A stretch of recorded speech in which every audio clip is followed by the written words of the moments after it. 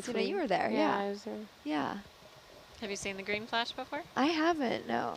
It exists. Have you guys all seen it? Has everyone seen it? I've seen it. Yeah, I think Trevor and I saw the best, our #1 last year off Hawaii. I've only ever seen the one. Oh, well, yep. It was my best. Your favorite one? Yeah. Ever? There was no mistake in that one. No. That was when I truly started to believe. Really? I don't believe it, but I haven't seen one. I didn't believe it till I saw it either, so fair enough. I mean, is it really like a flash? Are we seeing a green? It's small. Yeah. It's Just not a like the little whole split? sky or anything. Flicker. A green flicker? It's a green flicker, yeah. It's just an elaborate practical joke that they're all playing on us. It's not. Which is not out of the realm of possibility. You just stare at the sun long enough, it looks green. Yeah. That's exactly Trying to it. send us all on a solar snipe hunt. Yeah, yeah. In search of the jackalope.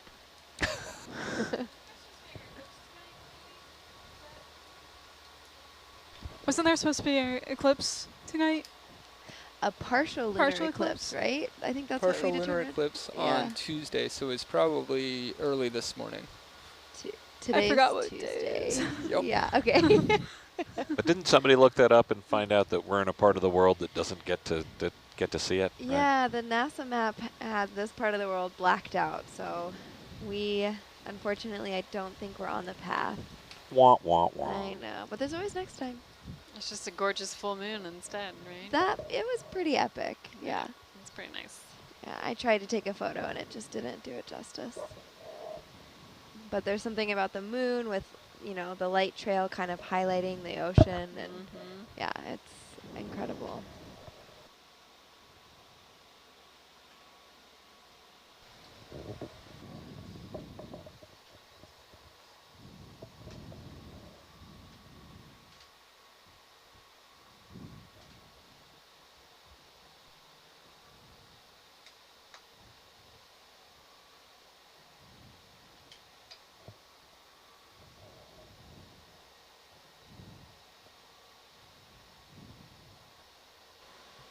When we're transiting over towards this northern part of the survey area, are we still going to be doing this mapping of, you know, the side scan sonar of the sea bottom? Yes, we'll continue to record all the data because it fills in areas that potentially we might have missed, and it gives us a different perspective in areas that we've already covered. So most definitely, always record. When in doubt. When in doubt, yep. Or when uncertainty. That's one of my fears, is looking down and seeing that it's not recording. Oh no. Icon, right? Yeah, no, it's a valid fear. Yeah. I have nightmares about it sometimes. It's a horrific feeling.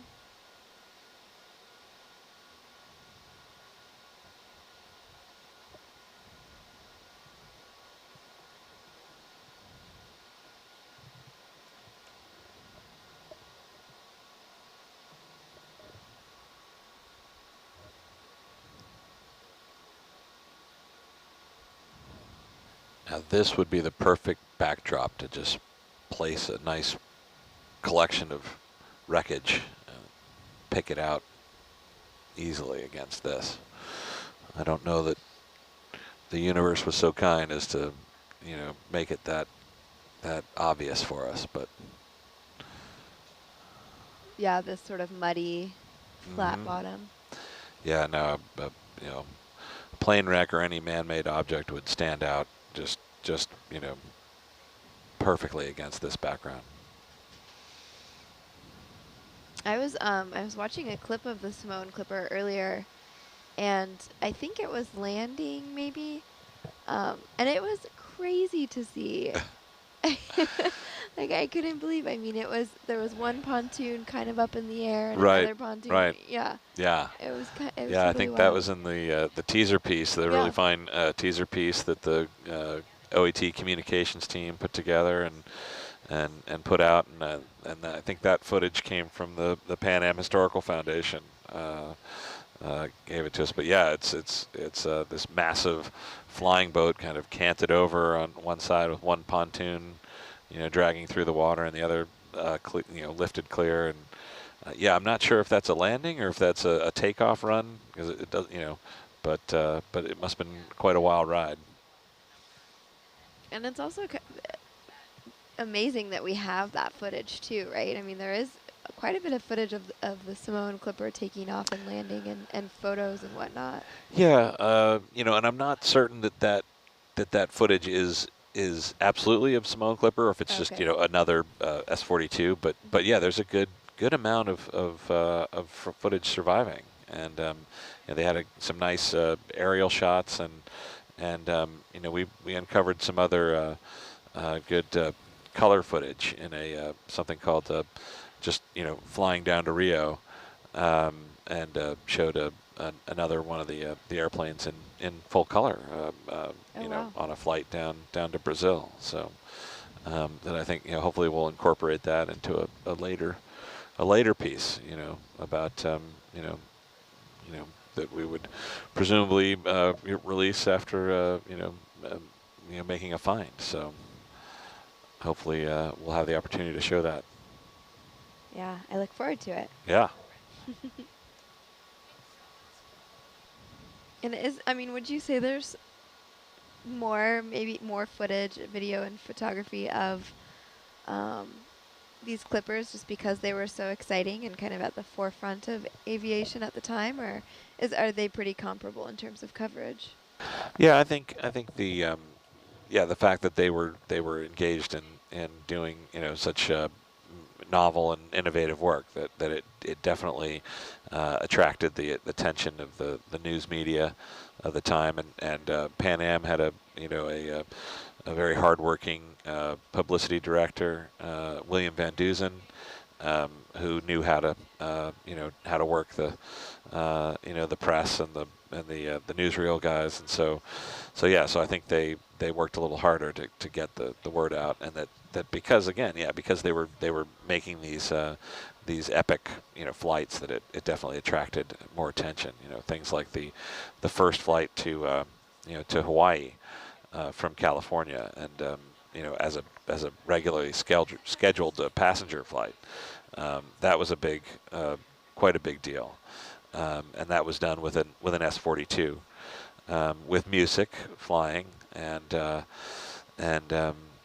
yeah, there's lots of footage of the plane, you know, being readied and taking off, and photographs and footage of the crew with their you know, leis, welcoming the flower leis, you know, welcoming them, and then, you know, in their you know, their snappy uniforms, and with the crowds, you know, welcoming them on shore, and from what I hear, and we'll try and get John Hill to tell us this story later, but about how the flight back was quite dramatic. Oh. You know, that you know, they made the flight down in, I think, something like 18 hours, which, you know, sounds like a long time. I mean, it is a long time, but it was pretty, you know, it was pretty much what they were expecting, and they were right on schedule, and then on the flight back, they ran into some pretty severe headwinds,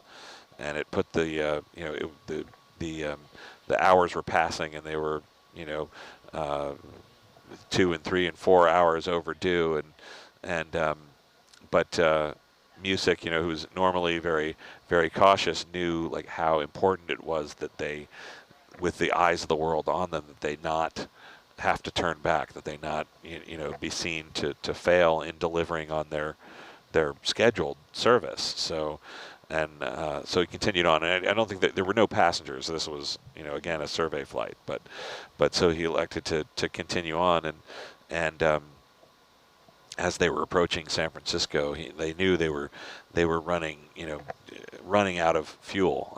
You know, that they would almost certainly were on the last dregs in the tanks, and so that as he approached, he made sure to line up to come just straight in, and he wouldn't bank the airplane to turn it. He used only the rudders and kept the plane on kind of a flat orientation, because he didn't want to risk, you know, tilting the plane and sloshing the what fuel might remain away from the intakes for the engines, that even just that little bit of movement might have starved them of fuel.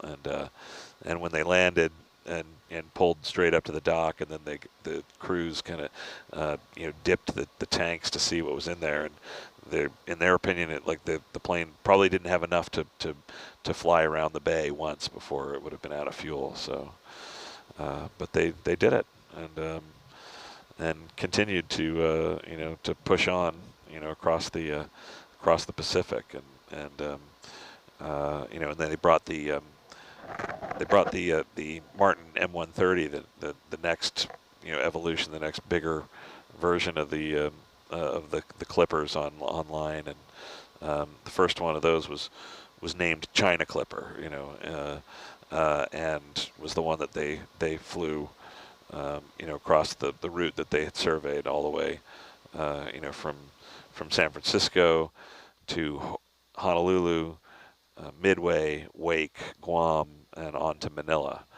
And again, the takeoff in that instance was quite dramatic, where they were loaded with the fuel in order to make that first 2,400 mile hop across completely barren stretch of water. The next landfall was Hawaii. It was make it or bust, and so they took off heavily laden, and the plan had been to fly over the Oakland Bay Bridge, which was then under construction.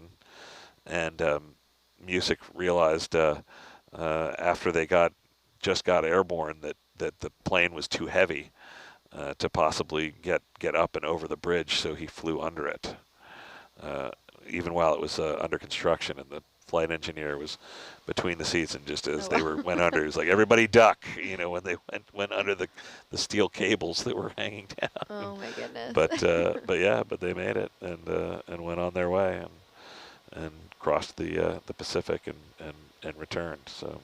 Wow. And so today, getting from San Francisco to Hawaii is about 5 hours or Yeah. so? Yeah. I mean, was that the same 80 years ago? No, it was more like 18. If you had a good wind. So, Wow.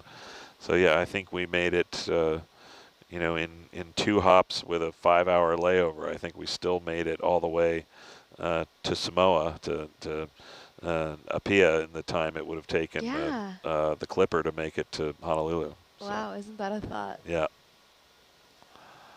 So yeah, and it would have taken them 3 days to get as far as Samoa. And they'd have to stop along the way too. Right. Well, I should say two days to get to Samoa, but yes, and they did it in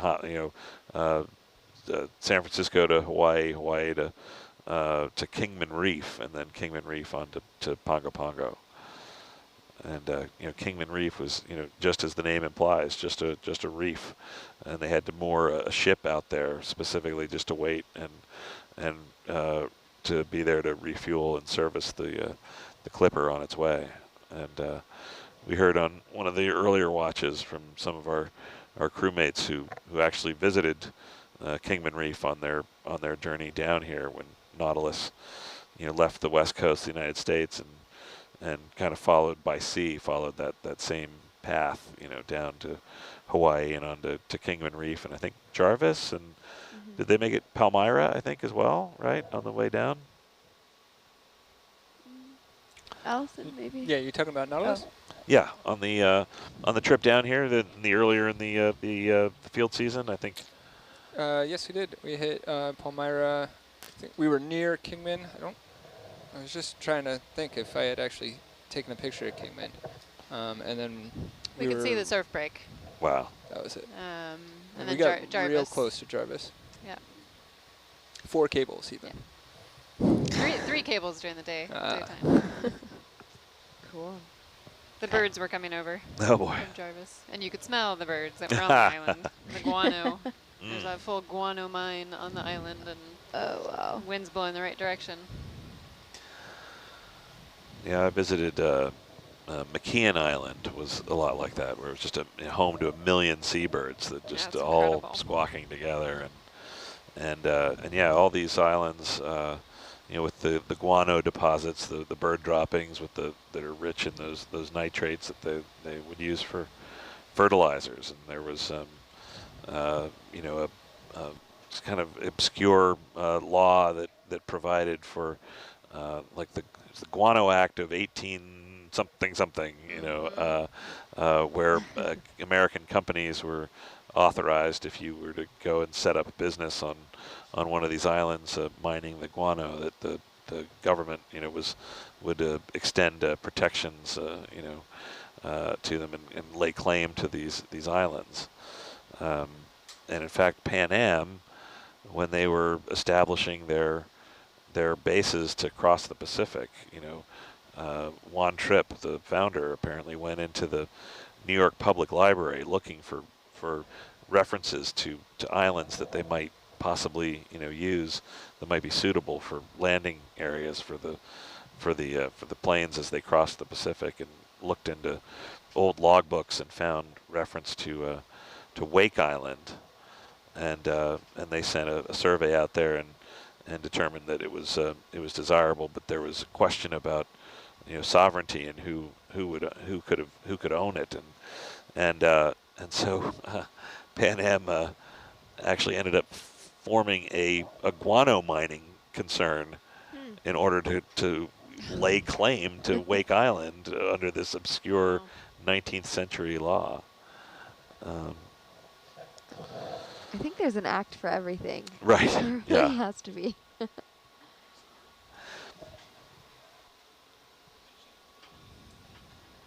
And I'm not sure what the rest of the world thought about, you know, Yeah. the U.S. Congress saying like, oh, well, we can have that island if we mine the guano on it, but that's how it worked.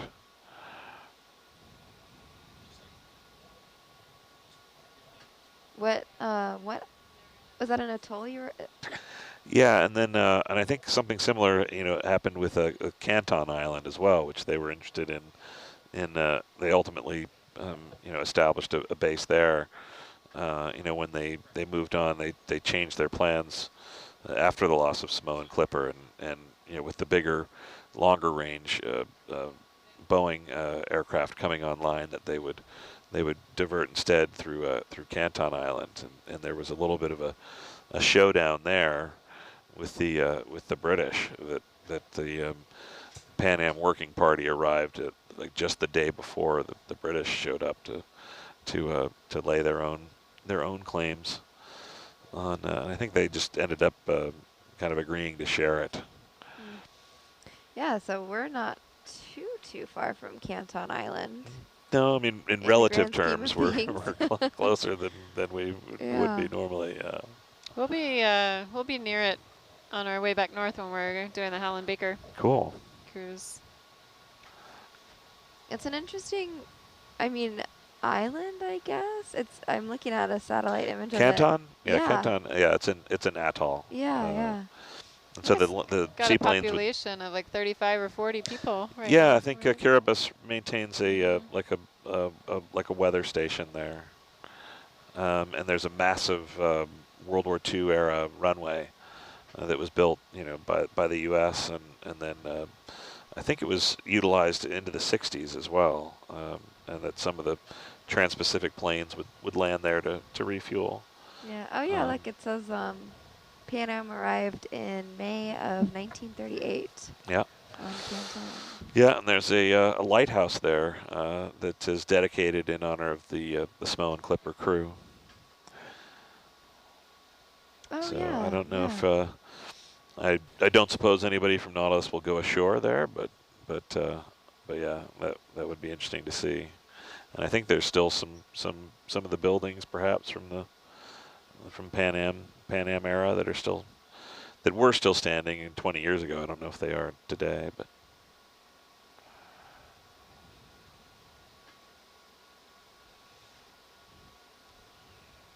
Yeah, it looks like in 2010, there were 24 full-time residents.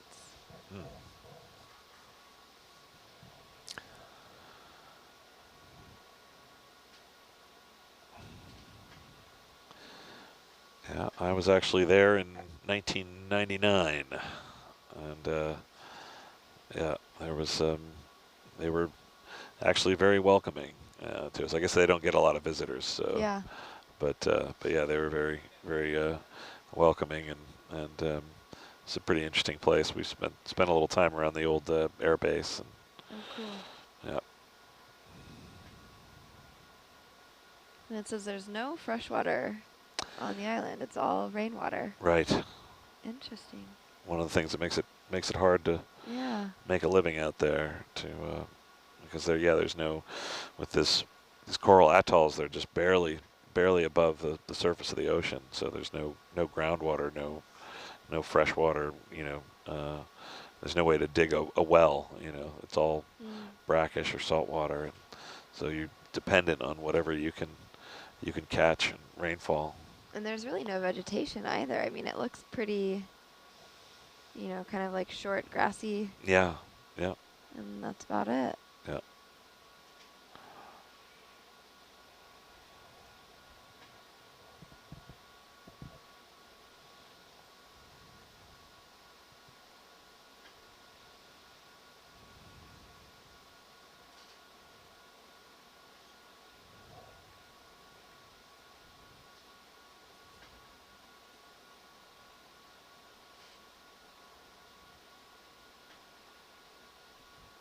Suna, are these those weird looking sea cucumber things that we keep seeing, are those the Anypniastes? Yeah, that's my guess. Yeah. Cool. Peyton was saying earlier that those sort of little tentacle things that come out are like the way that they feed themselves. They're kind of these little vacuum hoses that they pick up Yeah, yeah. marine snow with.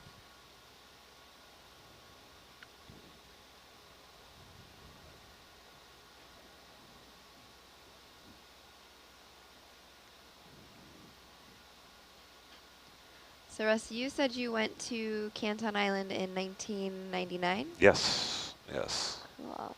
Someone wants to know what the lifestyle was like sort of on these smaller atolls or islands. What, in today, or? Yeah, I guess mean, maybe just yeah, in your experience. I don't know. I like, mean, what did you see? I was only there for a day or so, Yeah. but Just to stop over. but yeah, I mean, we were big news, having visitors, and I imagine there's people, I think they maintain a weather reporting station there, and I think they do a lot of fishing and just kind of maintain their way of life. I mean, I had more exposure to to the community on Jalowit Island in the Marshall Islands, and there it's it's again they're quite welcoming, and that island, it's it was the administrative center for the Japanese mandate when they were there in the 20s and 30s, and so there's some remnants of that time, and from also World War II facilities that were built there, and that the people there live in and around it. It's it's just part of their everyday life, and some of the buildings have been adapted for their use today, and some of them are abandoned, and in some instances the remnants from the war have been repurposed into peaceful uses. There was I remember seeing a pig pen that had been constructed using propeller blades from Japanese aircraft that had been dug and planted with the blade sticking straight up, and where it gave you a nice spot to keep your pigs. Yeah, I mean they grow coconuts and harvest coconuts and fish, but yeah, when our boat would come into town, it was the big show. It was exciting, for new visitors to come in, and people would come down to the dock, and it's also that island is the where they've placed the school for that whole western chain of islands. So the island is kind of at times of the year it's just overrun with kids, that and so they love to come down to the dock and swim and climb and jump off and have fun like kids all over the world. And one of my favorite memories from there was we were in the crossing, so we had to bring our own boat, our own dive boat and gear from Majuro, and cross 125 miles of open ocean to get to Jalo Atoll, and then as we were approaching, decided, well, there was the boat was also used as a sport fisherman, so we put some lines in the water, and then got a hit, and I happened to be the one closest to the fighting chair, so I jumped in there and reeled this thing in, and it was a 300-pound Pacific blue marlin. Oh wow! Just a beautiful fish, and so we brought it on board and took it in with us, and everybody turned up to see it, and the captain, Ben Reimers, had a great idea. He said what we should do with the fish is we gave it to the school, and they came down and filleted it like right there on the dock, and the guy who was doing the work, he was very efficient and quick, and just cutting it into pieces that they could store and prepare later. But every once in a while he'd cut off a small chunk and pop it into his mouth for a snack, like while he was working. Yeah. Just fresh sushi right there. And then later on, I got to talk to the mayor, and we were talking about this important work that we're doing to document this wonderful cultural heritage at the island, and it was kind of like, yeah, who caught the fish? So I was like, me. That is the important cultural. Right. Bringing the food. So, yeah. but they're really great and very appreciative of their history and in safeguarding it and caring for it, and important to them to share that story, and which we want to do as well, and that so much of the story of those airplanes is connected with that place, and had an opportunity to when we started the project long ago, I had an opportunity to some of the crew that had flown that mission were still living. Oh wow. And I got to speak to one of them, and James Dalzell, and he recounted the story of the the mission and the ditching, and they came ashore on a little islet called Pinglip, and the locals took them in and sheltered them, and he said, with all sincerity, that night, laying there, the six of them in this the community longhouse, that he knew at that moment that they were all going to be okay. And they did. They survived the war and went home to their families. So it was really something. But yeah, and so when these aircrafts were landing on these atolls, I mean, were there adequate landing strips for them to do so? In which instance, the Clippers, of course, Right. yes, they had prepared facilities, well in advance. Like Pan Am had a very methodical approach, and where each survey flight kind of pushed out a little bit further, and they had chartered a ship, I think it was the North Haven, that went out in advance, and they took these construction crews and were preparing bases all along the way, and they had prefabricated generators that they would set up, and materials to build radio towers and generators and water distillation and or water catchment, and you know, and you know, aviation fuel and spare parts, and you know, and then you know, on these like Wake Island, I know I was reading about how, you know, they prepared like guest accommodations, you know, that the clipper would land and the passengers would remain overnight, but they set up a very, you know, kind of comfortable hotel, you know, for them to stay, with dining facilities and landscaped gardens, and yeah, I mean, a very pleasant kind of South Seas, you know, getaway. Yeah. And there's a female journalist who made a crossing on the Clipper, and that was her favorite part, was, you know, this kind of South Sea idyll in the middle of the Pacific, and you know, she was traveling to China, though at that time it was in great turmoil with the Japanese having invaded only a short time earlier. So. Mm.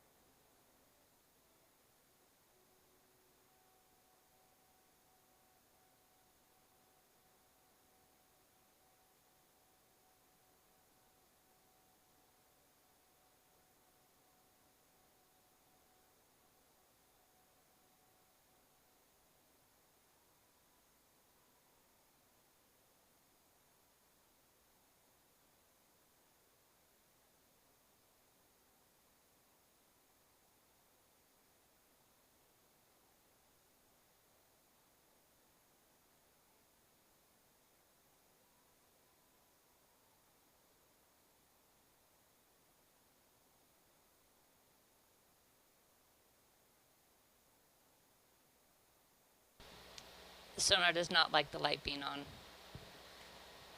Sorry. No, not happy.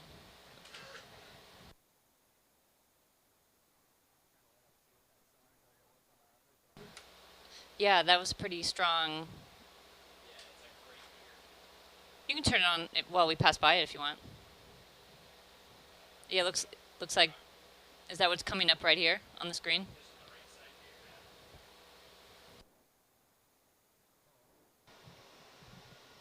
Is that sort of blue and pink squiggly line that we're seeing? Trevor was actually looking in the Argus sonar. Oh, a different sonar. So he Yeah, was and, saying- and another sonar we have on Yeah. Argus.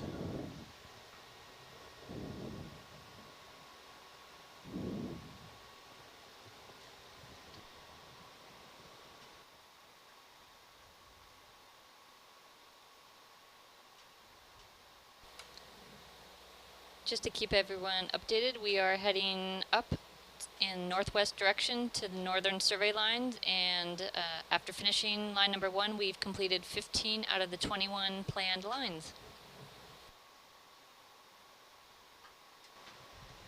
All right.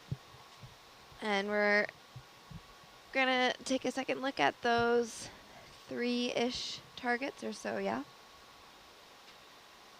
Definitely, so take a look at those as well as anything else that might come up in between that's new.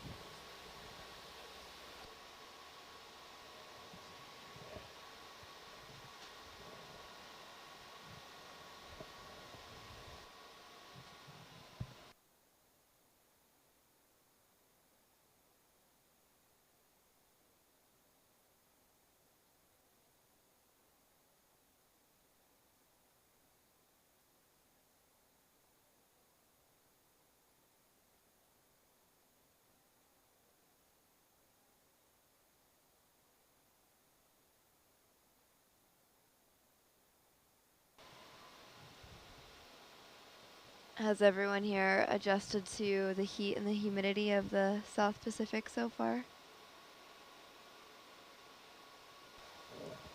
It's warm. Yeah. This feels like home for, I'm from South Florida. Oh, so you're used to this. Yeah, but newly to South Florida, so not used to it, but it still feels like South Florida. It's comfortable-ish. Ish. Maybe. You just sweat all the time. Yeah. Moisturizing. Yeah, yeah. I know, my hair is doing crazy things. Yeah, you don't need to moisturize really at all. Yeah. How hot would you say it is? It's got to be in the 90s, right? I haven't even looked at a thermometer. Yeah, with humidity and taking into account. But it's actually kind of hard to get used to it when you spend your watches, in the air conditioning for all the equipment that we have in here. So I'm, actually sitting here in a fleece, but talking about how hot and sticky it is outside.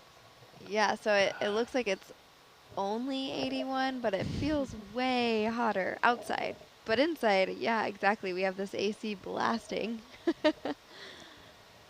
I'm in like a wool sweater and socks here. Trying to stay warm.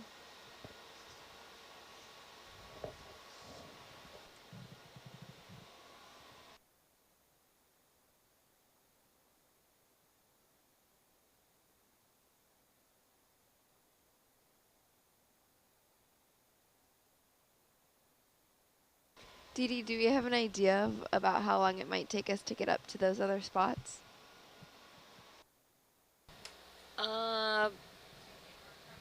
If I'm reading the HYPACK screen right, I think we have, I don't want to disappoint you, but it says 2 hours and 29 minutes, and that is to the midpoint of the track.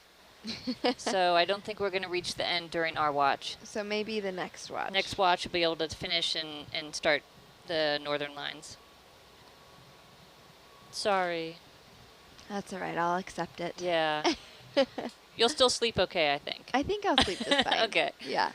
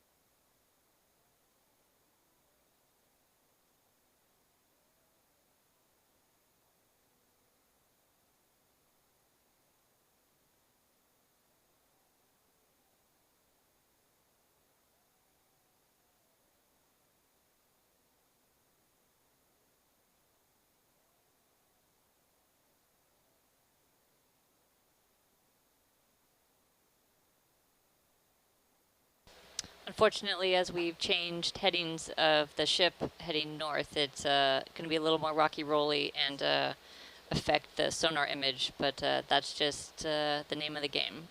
So that's why it looks a little more squiggly, a little less clear on the waterfall.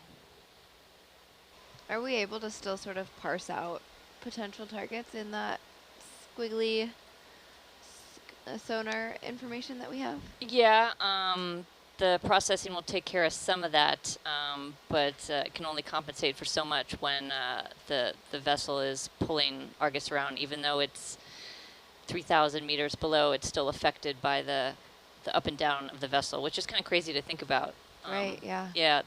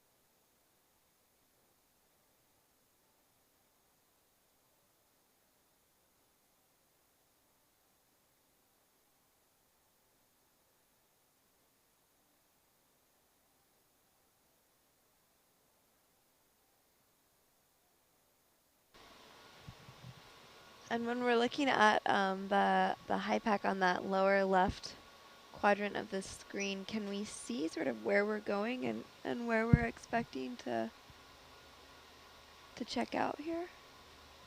Check out next? You're asking where we're going? Yeah.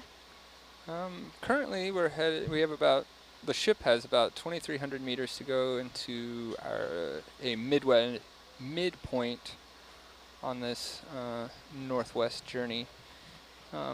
we're trying to re-image a couple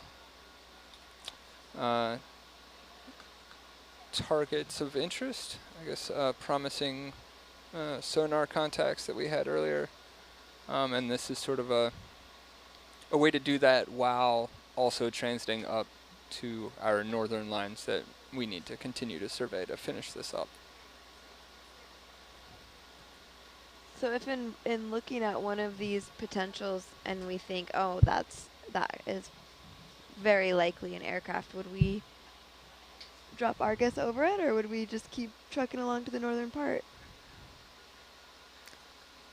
And that is a good question, and one I would have to defer to science for. If they want us to stop operations and go image something, I'm happy to do that. Cool.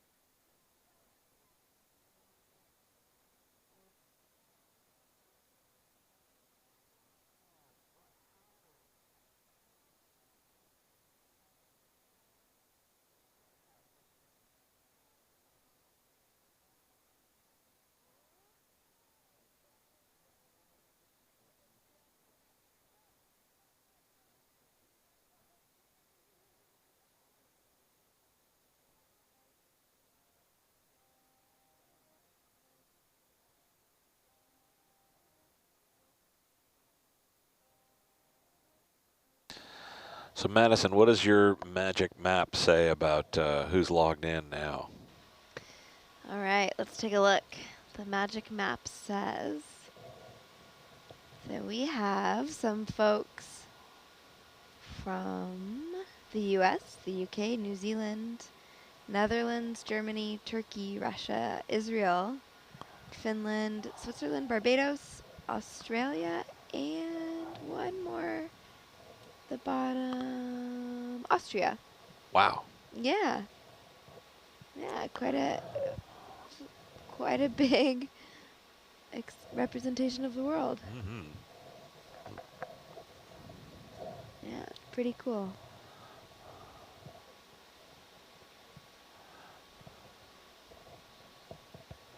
I've been trying to do my world clock here on the map to see all of the time zones, and there's a lot. Yeah, I think what it's about 5:30 in the morning on the East Coast of the United Yep. States. So Mid-morning in most of Europe. yes, Yeah. our European viewers are not burning the midnight oil. No.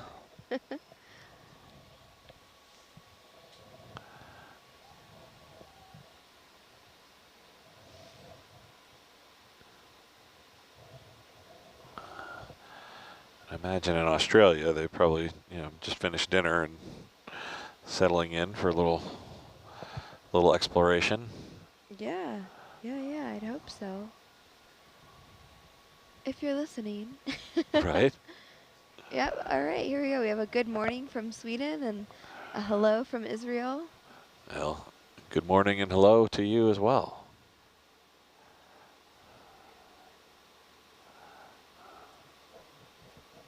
It's about 10:30 here, American Samoa time, 10:30 p.m.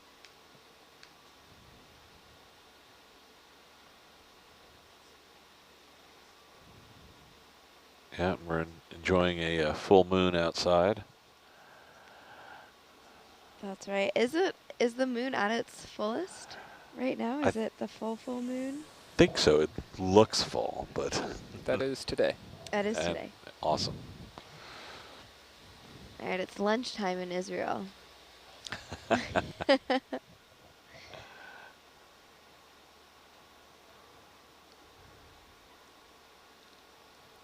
think that's the one thing that normalizes routine on the ship is meal service. Breakfast, lunch, and dinner, same time every day. Oh yeah.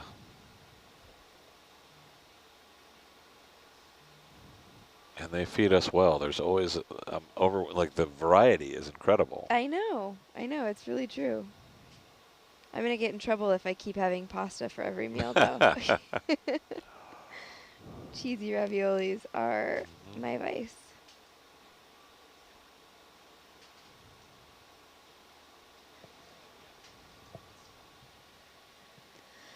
Let's see, it is 9:30 p.m. on Wednesday in New Zealand. Okay. Yeah, so they're almost a full day ahead of us. That's right, because we traveled over the date line. Yes. Just as we made our way only the 70 miles or so from Apia to Pongo Pongo, across the date line again.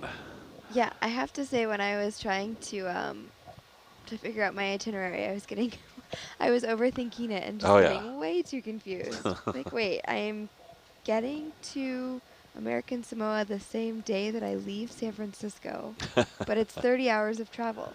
Oh yeah. All right, so we're at 48 targets now, is that correct? Double checking. Yep, we are at 48 targets so far. 48 targets, so yeah. Slowly but surely making our way up there. And we just finished up our last line in the southern part of the survey area. So we're transiting back up to the northern part where we have 6 more lines, right, Dee Dee? That is correct. Cool. And then on the way up there, we're going to get a couple of different angles on a few potential targets that we marked earlier. And that'll help us to sort of get a different visual of those targets and see if they are indeed, you know, made by humans or maybe not. All right, and so Yeah. that's one of them. That was target 44. And it looks like we maybe might catch that on the starboard side, maybe. The ship is passing between 44 and 45. Cool. I don't know why. I think it's just because that was the last one on our last watch that it sticks out in my mind. But Yeah. I feel connected to it. I know there's a lot of interest in these targets, and people watching are eager to see them, and as we are as well, that we could find traces of Samoan clipper, and so they have a lot of questions about our confidence in these targets, and what we can tell you is that I mean, while they're interesting, you know, none of them spoke to us, you know, so strongly that we felt, you know, the need to halt the survey in order to investigate them. You know, we want to continue, you know, doing the work that we laid out for ourselves. You know, surveying the highest priority, highest likelihood areas first before we divert any attention, you know, potentially away.